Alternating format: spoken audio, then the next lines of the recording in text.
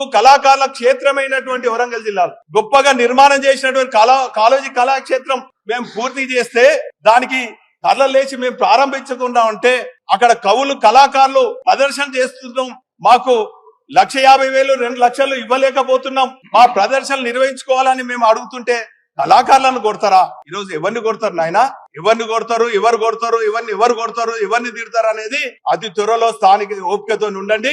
4-5 నెలలో లేక మీరు బీసీలకు 42% స్థానిక ఎన్నికల్లో రిజర్వేషన్లు ఇస్తా ఎందుకు అమలు చేస్తలేరు, ఎందుకు ఇది చేస్తలేరు అన్నందుకు బీసీలను కొడతారా నాయన?